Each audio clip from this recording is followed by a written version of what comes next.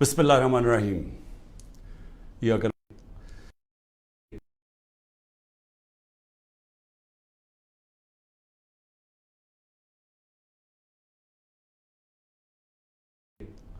بسم اللہ الرحمن الرحیم. ایاک نعبد و ایاک نستعین. میرے پاکستانیوں، آج میرے اوپر 2 اور کیسز ہو گئے. میں 150 تو کراس کر ہی چکا تھا.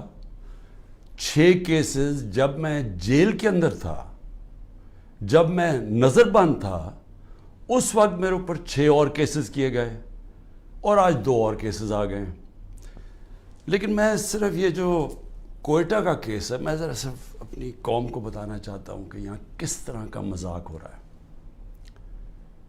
یعنی اس ملک سے جو کیا جا رہا ہے سارے انصاف کے نظام سے، مجھے حیرت ہوتی ہے کہ ہم نے ابھی کتنا اور نیچے گرنا ہے. یعنی کوئی ہمیں اس چیز کا اندازہ نہیں ہے کہ جو حکومتیں چلتی ہیں ان کی وہ چلتی ہیں جس کو انگریزی میں کہتے ہیں مورل اتھارٹی، اخلاقی قوت پہ حکومتیں چلتی ہیں. اور جمہوریت تو چلتی اخلاقی قوت پہ ہے، کیونکہ جمہوریت کے پاس تو فوج نہیں ہوتی. جدھر سے ہم نے یہ سسٹم لیا ہے، یہ جو پارلیمنٹری ڈیموکریسی کا ہے، وہ برطانیہ ہے. برطانیہ کے اندر صرف ان کی اخلاقیات دیکھ لیں کہ ان کا پرائم منسٹر بورس جانسن، جو بھاری اکثریت سے جیتا تھا، صرف ایک چیز کے اوپر کہ جی اس نے کرونا کے دنوں میں جب سوشل ڈسٹنسنگ تھی، جب لوگوں کو کہا تھا اکٹھے نہ ہو، اس نے اپنی آفس کے بعد لوگوں کو جمع کر لیا. اس کے اوپر ایک پرائم منسٹر بھاری اکثریت سے جیتا ہوا ادھر سے شروع ہوا اور اس کو ریزائن کروایا پرائم منسٹر شپ سے. ایک ان کا پرائم منسٹر تھا ہیرلڈ میکملن، اس کا جھوٹ پکڑا گیا، اس کو ریزائن کروا دیا. کیونکہ ان کی جو جمہوریت ہے اس کی بنیاد رکھی ہوئی ہے اخلاقیات کے اوپر، کہ جو اوپر پہنچ جاتے ہیں، جو حکمران طبقہ بن جاتا ہے، وہ اپنی مثال سے قوم کو چلاتا ہے. وہ ڈنڈے سے نہیں چلاتا، کیونکہ وہاں انسان ہیں، آزاد ہیں. وہ جانور نہیں ہیں جو ڈنڈے مار کے ان کو کبھی ادھر کر دو کبھی ادھر کر دو. ہم جو آج جدھر جا کے کھڑے ہو گئے ہیں، کیا مجھے بتاؤ کہ ہمیں اندازہ ہے کہ ہم اپنے ملک کو کتنا نقصان پہنچا رہے ہیں؟ کیونکہ جو قومیں ہیں معاشی طور پہ بعد میں مرتی ہیں. پہلے اخلاقی تباہی ہوتی ہے قوم کی. پہلے جب ایک قوم امر بالمعروف سے ہٹتی ہے تو ادھر سے اس کی تباہی شروع ہوتی ہے. اور جب ان کی بنیاد رکھی جاتی ہے عظیم قوموں کی، تو وہ مدینہ کی ریاست پہ 2 چیزوں پہ رکھی گئی تھی: عدل اور انصاف، اور انسانیت. اور انسانیت کے ساتھ امر بالمعروف، سچ کے ساتھ، حق کے ساتھ کھڑے ہو، بدی کے خلاف ہو. موریلٹی کے اوپر، اخلاقیات کے اوپر قوم کی بنیاد رکھی گئی تھی. اور وہ اس لیے میں آپ کو لوگوں کو یاد کراتا ہوں کہ میں بار بار آپ کو یاد کراتا ہوں، وہ دنیا کی تاریخ کا سب سے بڑا انقلاب تھا. ہوا ہی نہیں ہے دنیا میں ایسے کہ جن لوگوں کی حیثیت ہی نہ ہو، وہ 2 سپر پاورز کو 15 سال کے اندر 2 سپر پاورز، ہجرت کے بعد 622 جب ہجرت کی میرے نبی صلی اللہ علیہ وسلم نے، اس کے بعد 636 اور 27 میں 2 سپر پاورز ان کے سامنے گھٹنے ٹیک گئی. تو کوئی انقلاب کس چیز پہ آیا تھا؟ فکری انقلاب تھا. وہ ہتھیاروں سے نہیں آیا تھا، لوگ بدل گئے تھے. اور آج ہم ذرا صرف دیکھ لیں کہ وہ ملک، واحد ملک دنیا میں اسلام کے نام پہ بنا تھا، پاکستان. کوئی اور ملک اسلام کے نام پہ نہیں بنا. ہماری بنیاد ہی رکھی گئی تھی اسلام پہ. اور ہمارے جو فاؤنڈنگ فادرز تھے، انہوں نے ہماری جو قرارداد مقاصد کے اندر انہوں نے کہا تھا کہ ہم ہوں گے اسلامی فلاحی ریاست جو کہ مدینہ کے طرز پہ چلے گی. اب میں ادھر سے جدھر ہم پہنچ گئے ہیں، 10,000 لوگوں کو پکڑا ہوا ہے. تحریک انصاف کی، بری طرح ان کو رکھا گیا ہے. جس طرح جو کہانیاں سنائی دیتی ہیں کہ ایسے ایسے ان سے کیا گیا، کھانا نہیں دیا گیا، ان کے پیٹ خراب ہو گئے، جو گندا پانی ہے جو دیا گیا ان کو جدھر 20 لوگ آتے ہیں وہاں 60 لوگوں کو بھرا ہوا. جس چکی کے اندر ایک آدمی جاتا ہے اور وہ چکی کے اندر، وہ چکی جو ڈیتھ سیل جسے کہتے ہیں، ادھر 6 لوگوں کو گھسایا ہوا ہے انہوں نے. تو یہ ایک سیاسی کارکنوں کے اوپر جو ظلم ہو رہا ہے، یعنی یہ کبھی پاکستان میں ایسے ہوا ہے؟ تھوڑے سے لوگوں کو پکڑا گیا. مجھے یہ پتا ہے کہ جنرل ضیاء الحق کے زمانے میں اتنی تعداد میں تھوڑے سے لوگوں کو پکڑا ہے اور انہوں نے بھی مشکل وقت گزارا ہے.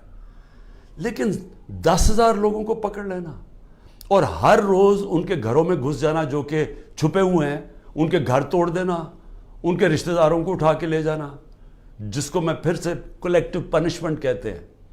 یہ صرف آج اسرائیل کرتا ہے فلسطینیوں سے، مقبوضہ کشمیر میں کیا جاتا ہے کشمیریوں سے، لیکن اپنے لوگوں سے کوئی دنیا کا ملک یہ نہیں کرتا.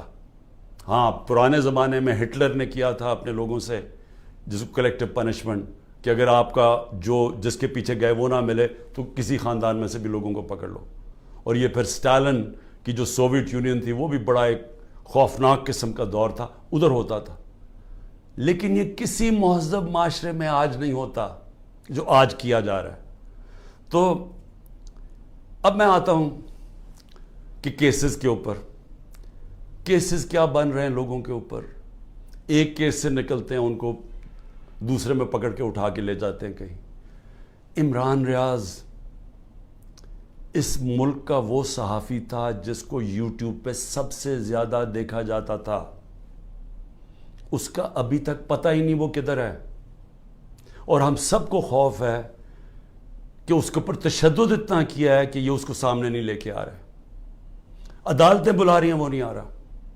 اور جو پھر ہماری عدالتوں سے ہو رہا ہے اس وقت، بالکل عدالتوں کو انہوں نے ایسا کیا کہ ان کی کوئی حیثیت ہی نہیں ہے.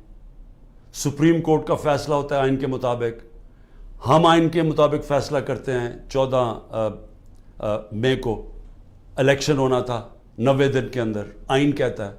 حکومت نے کوئی فکر نہیں کی کہ پختونخوا اور اس وقت پنجاب کے لوگ ایک انلیگل، ایک کیئر ٹیکر گورنمنٹ جس کی کوئی لیگیلٹی نہیں ہے، قانون میں کوئی حیثیت نہیں ہے، آئین میں کوئی حیثیت نہیں ہے، وہ بیٹھے ہوئے اوپر، اور وہ کیسز پہ کیسز، انتقامی کارروائی. یعنی کیئر ٹیکر کا مطلب ہی ہوتا ہے وہ نیوٹرل ہوتے ہیں. یا نیوٹرل کا بھی ایک اور معنی ہو گیا، جو نیوٹرل بھی کہتے ہیں وہ بھی ظلم کر رہے ہیں ایک ہی پارٹی کے اوپر.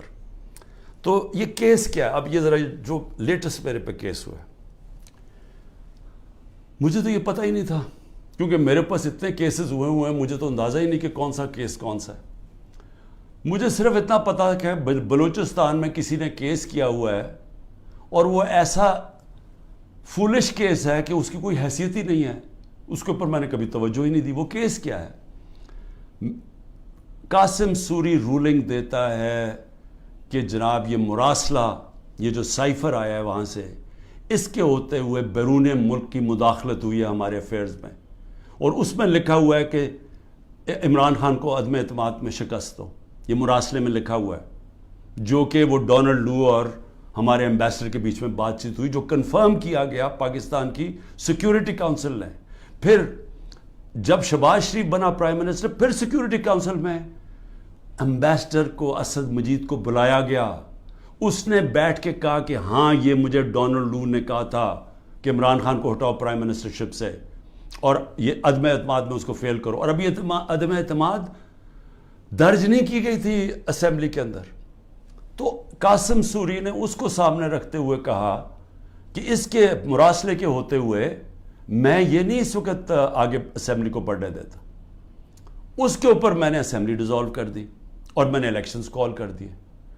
اب یہ آدمی کہہ رہا تھا کہ وہ جو الیکشنز میں نے کال کیے ہیں اس کے اوپر آرٹیکل 6 لگنا چاہیے. تو سپریم کورٹ نے تو پہلے ہی رولنگ دے دی تھی. انہوں نے تو اس کا صرف قاسم سوری کا جو رولنگ تھی اس کو انہوں نے ان لافل ڈکلیئر کر دیا. لیکن میں نے تو اس رولنگ کے اوپر فیصلہ کیا تھا کہ اسمبلی ڈیزالو ہونی چاہیے اور الیکشن اناؤنس کر دیتا ہوں. تو میرے اوپر تو کچھ تھا ہی نہیں, تو کیس میں تو کوئی حیثیت ہی نہیں تھی. اس آدمی کا وکیل کا قتل ہوتا ہے, فیملی ساری کہتی ہے کہ خاندانی دشمنی تھی, اس پہ قتل ہوا ہے. وہاں پہنچ جاتے ہیں, یعنی وہ پتہ چلتا ہے کوئی 9:30 بجے اس کا قتل ہوتا ہے. 4 گھنٹے کے اندر لا منسٹر پریس کانفرنس کر دیتا ہے کہ عمران خان اس میں ملوث تھا. 4 گھنٹے. کبھی سوچیں کہ کوئی قتل ہوا ہے, کوئی انویسٹیگیشن ہوتی ہے, کوئی پتہ چلتا ہے, وہ 4 گھنٹے میں کہتا ہے عمران خان اس کے اندر ملوث ہے. اور اس کے بعد کیا ہوتا ہے؟ اس کے بعد آئی جی اٹھاتا ہے اس کے بیٹے کو, رات تک آئی جی اس کو اپنے پاس رکھتا ہے, اور اس سے پھر ایک اور سٹیٹمنٹ آ جاتی ہے کہ جی یہ عمران خان نے قتل کروایا میرے باپ کو. اب پہلے میں یہ سمجھنا چاہتا ہوں کہ عمران خان نے کتنے اپنے زندگی میں قتل کروائے. 150 سے اوپر تو میرے اوپر کیسز ہیں, تو کیا میں ادھر بھی کسی کو قتل کروانے کے چکر میں ہوں؟ اور وہ کیس جس نے آگے بڑھنا ہی نہیں تھا, جو میرے وکیلوں نے بھی کہا کہ جس نے کس طرح آرٹیکل 6 میرے اوپر لگا سکتے تھے, جبکہ سپریم کورٹ نے رولنگ دے دی تھی اس پہ, تو میرے اوپر تو وہ ہو ہی نہیں. اور پھر آرٹیکل 6 کا جو ہوتا ہے یہ گورنمنٹ کرتی ہے, یہ کبھی انڈیویجول نہیں کرتا. تو یہ وہی ایک ان میں سے کیسز تھے جنہوں میں ان میں مجھے پھنسایا ہوا تھا. اب یہ سوچیں کہ اس کے اوپر میرے اوپر انہوں نے 302 کا مقدمہ کر دیا اور میرے اوپر قتل کا کیس کر دیا. واضح ہے, مجھے نظر آ رہا ہے کہ کیا کرنا ہے. اتنے زیادہ کیسز ہیں, میں اب اسلام آباد جانا ہے کل, کوئی 16 کیسز کے اوپر میں نے بیل لینی ہے. 16 کیسز کے اوپر. کبھی کسی اور پولیٹیکل لیڈر کے اوپر کبھی ایسا ہوا ہے؟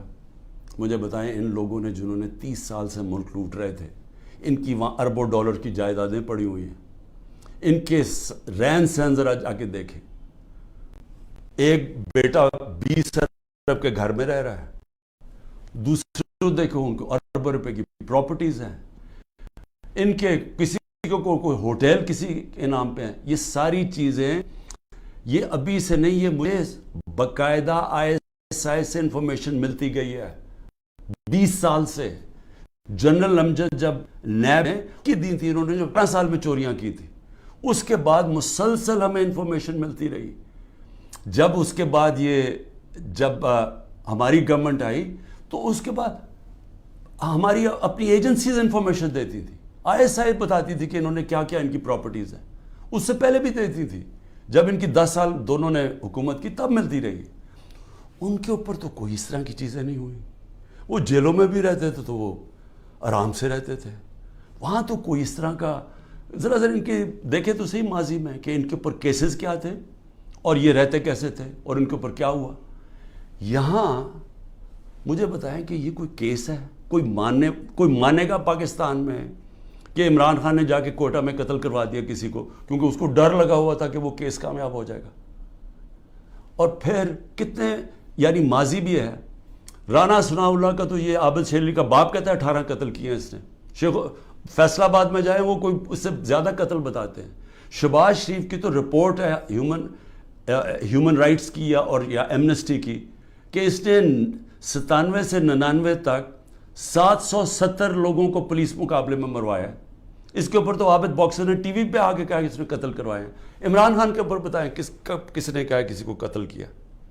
تو یہ جو قتل کا کیس انہوں نے کیا ہے, اس کا مقصد ہی ایک ہے کہ کسی نہ کسی طرح عمران خان کو پکڑ لو. اور میں اب کل اسلام آباد جا رہا ہوں, میں تو پورا تیار ہوں, میں تو تیار ہوں کہ پھر سے مجھے یہ پکڑیں گے. لیکن میں کچھ اور آج کہنا چاہتا ہوں. میں آج اپنی پارٹی کو بھی ساروں کو یہ آج کل چیزیں بتاتا ہوں کہ اب آپ کو سمجھ آئی کہ میں نے 27 سال انصاف کی تحریک کیوں شروع کی تھی. کیونکہ یہ جو ہمارے سے ہو رہا ہے, جو میرے سے ہو رہا ہے, جو میرے لوگوں سے ہو رہا ہے, یہ پاکستان کے عام آدمی سے ہر وقت ہوتا ہے جب طاقتور کے سامنے وہ کھڑا ہوتا ہے.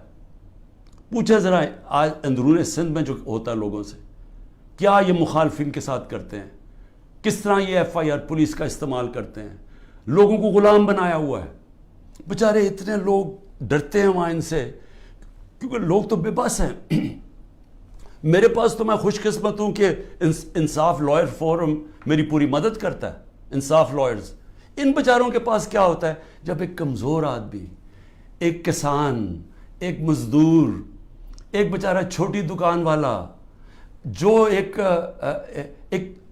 لو گریڈ کے تنخواہ دار لوگ، یعنی میں بات کر رہا ہوں جو کمزور لوگ جن کے پاس پیسے بھی نہیں ہیں، وسائل بھی نہیں ہیں، وہ ان کو جب وہ طاقتور کے سامنے وہ کھڑے ہوتے ہیں تو سوچو ان کا کیا حال ہوتا ہے. یہ 75 سال سے ان کا یہ حال ہے. یہ جو میں بار بار آپ کو کہتا ہوں کہ جب تک یہ قوم آزاد نہیں ہوگی، جب تک انصاف نہیں آئے گا، تو انصاف تو آنے دیا ہی نہیں ہے. یہ اوپر سے جو سنبھال کے بیٹھے ہوئے سسٹم، یہ تو قانون کے اوپر ہے. چوری کریں، سب کچھ کریں، NRO مل جاتا ہے. طاقتور کو پوچھنے والا نہیں ہے. مجھے گولیاں لگتی ہیں، میں اپنی FIR نہیں کٹوا سکتا کیونکہ دوسرا اتنا طاقتور تھا. اور یہ کمزوروں سے ہر روز جب طاقتور سے ٹاکرا پڑتا ہے، جب ان کی زمینوں پہ قبضہ ہوتا ہے، وہ بے بس ہو جاتے ہیں. کوئی ان کو پوچھنے والا نہیں ہوتا. کیوں قبضہ گروپ امریکہ میں نہیں ہے، انگلینڈ میں نہیں ہے؟ کیوں ڈیولپڈ ملکوں میں جدھر رول آف لا ہے وہاں کیوں نہیں قبضہ گروپ؟ کیونکہ وہاں لوگوں کی حفاظت کرتا ہے. کمزور کو طاقتور سے تحفظ دیا جاتا ہے. انصاف کے نظام میں ان کے فنڈامنٹل رائٹس کی حفاظت کی جاتی ہے. تو یہاں تو جو آج ہو رہا ہے، یعنی تھوڑا بہت جو ملک چل رہا تھا اس طرف، کہ جب وہ لائرز موومنٹ شروع ہوئی 2007 میں، اور کرتے کرتے ایک آزاد عدلیہ کی طرف گئے تاکہ وہ ہمیں بچائے گی اگر حکومت ہمارے سے ظلم کرتی ہے، تو یہ تو سارا ہی ختم ہو گیا. اب تو ہم وہ پہنچ گئے ہیں جو مجھے تو نہیں یاد، یہ تو وہ بدترین مارشل لاز میں پہنچ گئے ہیں. ہمارے تو سارے فنڈامنٹل رائٹس ختم ہو گئے ہیں آج. یعنی اس طرح کا کیس اور اس طرح کے کیسز. ذل شاہ کو پولیس اٹھا کے لے کے جاتی ہے، اس کو 3 لوگوں کو چھوڑ دیتی ہے، وہ گواہ تھے، اس کو لے جاتی ہے، اس کو علیحدہ لے جاتی ہے. اس کے بعد اس کی لاش پڑی ہوئی ملتی ہے سڑک پہ، جو کہ کوئی اٹھا کے جا کے سروس ہاسپٹل لے جاتا ہے. ایک مل جاتا ہے 302 کا، اس کے اوپر مجھے کہتے ہیں کہ میں نے اسے قتل کیا. اس کے بعد رپورٹ آتی ہے 3 دن کے بعد، پوسٹ مارٹم رپورٹ آتی ہے جس میں بتاتا ہے کہ 26 جگہ کے اوپر اس کے اوپر تشدد کیا گیا. 26 جگہ پہ. تو ایک دم وہ گھبرا جاتے ہیں کیونکہ وہ تو کسٹڈی میں تھا، تو میں نے کیسے اس کے اوپر تشدد کیا ہوگا. لہٰذا وہ پھر رپورٹ چینج ہوتی ہے، ایکسیڈنٹ بتایا جاتا ہے، اور ایکسیڈنٹ میں پھر مجھے ملوث کر دیتے ہیں کہ شاید مجھے کوئی انفارمیشن تھی اور میں نے بتائی نہیں. یہ ہو رہے ہیں کیسز یہاں آج. اور یہ سارے اس وقت کوئی تحریک انصاف کا اس کو ان کیسز میں ڈالا جا رہا ہے. لیکن اس سے ہٹ کے یہ ہر وقت کمزور کے اوپر ظلم ہوتا ہے اس ملک کے اندر. اور اگر آپ میرے سے پوچھیں کہ ہمارا ملک آگے نہیں بڑھا، تو حضرت علی کا قول ہے کہ کفر کا نظام چل جائے گا، لیکن اس طرح کا ظلم اور ناانصافی کا نظام نہیں چل سکتا. اللہ نے اپنے سارے جو پیغمبر بھیجے تھے دنیا میں، سب ایک چیز کہتے تھے، انصاف کے لیے کھڑے ہوئے تھے سارے پیغمبر. اللہ کے قرآن میں آپ پڑھیں انصاف کے اوپر کتنا زور دیا ہوا ہے، کیونکہ انصاف سے ہی انسان آزاد ہوتا ہے، اور آزاد انسان کی پرواز اوپر ہوتی ہے، وہی خوشحالی لے کے آتا ہے. اس لیے تو جو آزاد ملک ہیں وہ خوشحال ہیں. آپ دیکھ لیں، جدھر انصاف ہے وہاں آزادی ہے، وہ خوشحالی ہے. جدھر انصاف ہے وہاں حقیقی جمہوریت ہے. جن ملکوں کے اندر انصاف نہیں ہے وہاں جمہوریت نہیں آ سکتی. لہٰذا میں آج اپنی قوم کو یہ کہنا چاہتا ہوں کہ میں تو جیل کے لیے تیار ہوں اور ہر چیز کے لیے تیار ہوں، لیکن میں کبھی اس ظلم اور اس طاقت کے حکمرانی کے سامنے کبھی نہیں جھکوں گا. اور میں آج آپ سب کو کہتا ہوں، آپ نے کبھی نہیں جھکنا.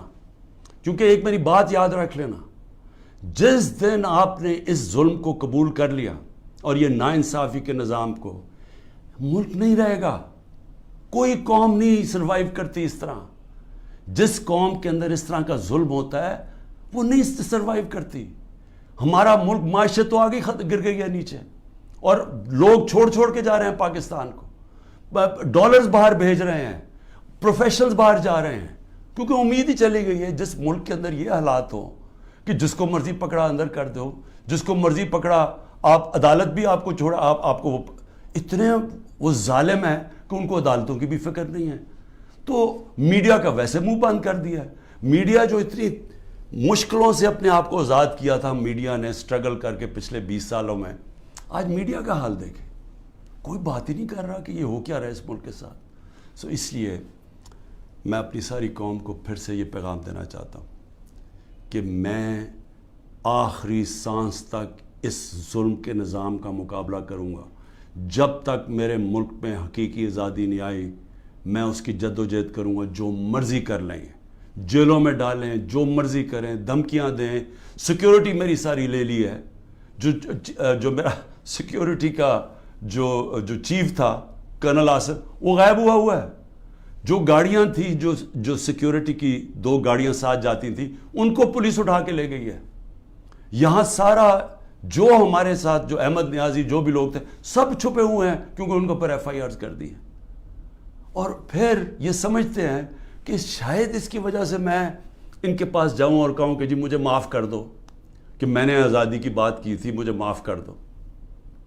اور میں آپ قوم کو بھی کہنا چاہتا ہوں, کبھی نہ اس نظام کو قبول کرنا. جس دن آپ نے اس کے سامنے اپنا سر جھکا دیا, آپ کا کوئی مستقبل نہیں رہے گا پاکستان میں.